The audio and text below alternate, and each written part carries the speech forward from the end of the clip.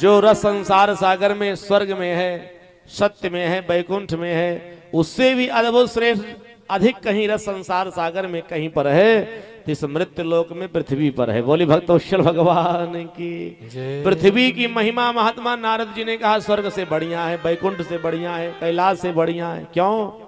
क्योंकि पृथ्वी पर जहां देखो वहीं राम कथा, भागवत कथा, शिव महापुराण, यज्ञादि कार्यक्रम, अयोध्या जैसा तीर्थ, वृंदावन जैसा स्थान, हरिद्वार जैसा पूर्ण क्षेत्र, ये अद्भुत अद्भुत जो तीर्थ है ना, ये अन्य किसी लोक में नहीं है। ना कहीं पर कथा होती है, ना कहीं पर यज्ञ होता है, ना कहीं पर दान पुण्य होता है, ना कहीं संतों ब्राह्मणों की सेवा होती है, कुछ नहीं कहीं पर। महात्मा नारद जी ने कहा दुनिया का सबसे बढ़िया कोई स्थान है तो स्वर्गे सत्ये च कैलासे वैकुंठे नाट्य समरसः।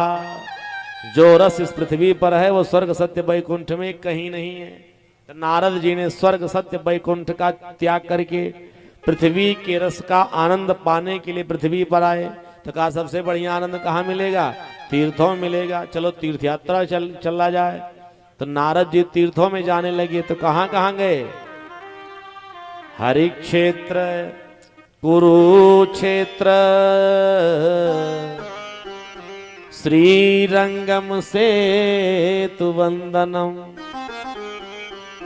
एवमादिषु तीर्थेषु भ्रममाणम इतस्तता। महात्मा नारद जी पहले हरिद्वार गए, हरि क्षेत्र, जहां से हरि का द्वार वैकुंठ का प्रारंभ होता है, पहुंच गए। देखते क्या है? सत्यम नास्ति तपः शौचम दया दानम न विद्यते। है तो बढ़िया पवित्र स्थान, लेकिन वहां पर किसी के जीवन में सत्य नहीं, शौच यानी पवित्रता नहीं, किसी के जीवन में न दया है न दान है। तो है क्या? लोग दिन भर असत्य बोलते हैं, एक दूसरे के साथ छल कपट करते हैं। महात्मा नारद जी तो हो गया है, संतों के जीवन में संतत्व तो रह नहीं गया। सब लोग असत्य भाषी हो गए हैं, असत्य बोलने लगे हैं। काम क्रोध मद में सब लोग संलिप्त हो गए हैं। महात्मा नारद जी को बड़ी पीड़ा हुई, अब क्या किया जाए, कहां जाया जाए। मैं तो बहुत बढ़िया समझ रहा था। तो नारद जी एवमादिषु तीर्थेषु ब्रह्मांडम इतस्तता। महात्मा नारद जी दुनिया के सारे तीर्थों का भ्रमण करने लगे, लेकिन कहीं पर उनको सुख शांति समृद्धि मिली नहीं। बड़े दुखी हुई। अब क्या करें? मैं तो बैकुंठ छोड़ दिया पृथ्वी के दर्शन के लिए, कैलाश का त्याग कर दिया, यहां आने के बाद ये दशा। महात्मा नारद जी का मुखमंडल उदास हो गया, आंखों में आंसू आ गए। अब महात्मा नारद जी वहां से जब आगे बढ़े तो सोच रहे हैं क्या?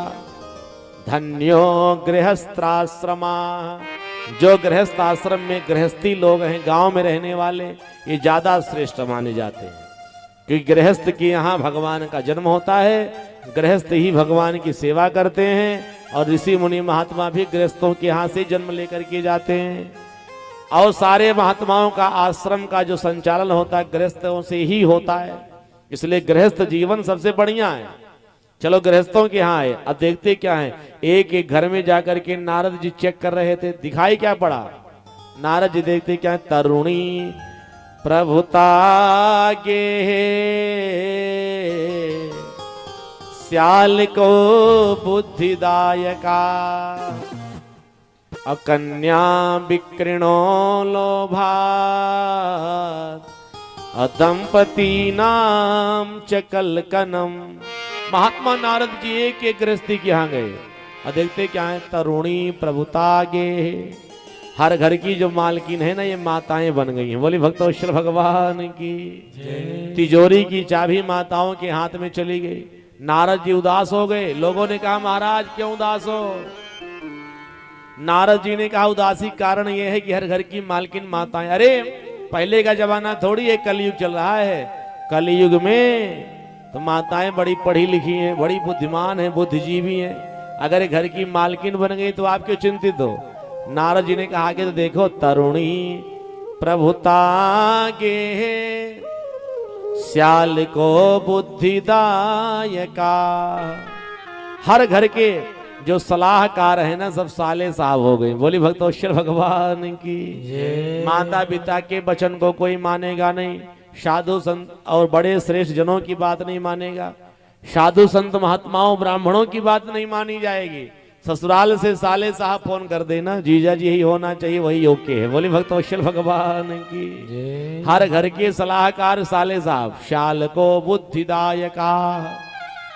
लोग धन के लालच में ऐसे फंस गए हैं ना कि कन्या विकृणो लोभा, अपनी कन्याओं को ले जा करके मार्केट में लोग बेच दे रहे। कन्या विकृणो लोभात, कन्याएं बेची जाने लगी हैं। बड़ी पीड़ा हुई नारद जी को। अदंपति नाम चकल कनम, जहां पति पत्नी में आपस में खूब प्रेम होना चाहिए वहां प्रेम रह ही नहीं गया। रह क्या गया है, 2 4 6 घंटे में पति पत्नी में आपस में झगड़े मची रहती है। बोले भक्त वत्सल भगवान की जय। पति पत्नी प्रेम की पराकाष्ठा, प्रेम होना चाहिए। आज पति पत्नी में प्रेम नहीं, युद्ध होता रहता है, हर समय झगड़े मचे रहते हैं। नारद जी को बड़ी पीड़ा हुई, अब क्या किया जाए। तो नारद जी विचार करने लगे कि गृहस्थियों के यहाँ गए तो ये दिखाई पड़ा, संतों के यहाँ गए तो ये दिखाई पड़ा। आज के 5000 वर्ष पहले वृंदावन में भगवान श्री कृष्ण की अद्भुत अलौकिक बाल लीला हुई। वृंदावन चले तो हो सकता है जीवन में कुछ आनंद मिल जाए। तो नारद जी बढ़िया सुंदर वीणा बजाए, हरि गुणगान गाते हुए वृंदावन की नगरी में पधारे। संत जन कहते धन्यम वृंदावनस्तेन भक्ति नित्यत्र यत्र च। धन्य हो वृंदावन धाम, जहां देवी भक्ति आज भी नृत्य करती नाचती रहती है। वो अद्भुत अलौकिक वृंदावन है, याद रखना। वृंदावन का वो धाम बड़ा दिव्य है। और मैं बार बार कहता हूं, जीवन में कहीं जाने का मौका मिले या न मिले, लेकिन अवसर मिले तो वृंदावन अवश्य जाना चाहिए। बोले भक्त वत्सल भगवान की।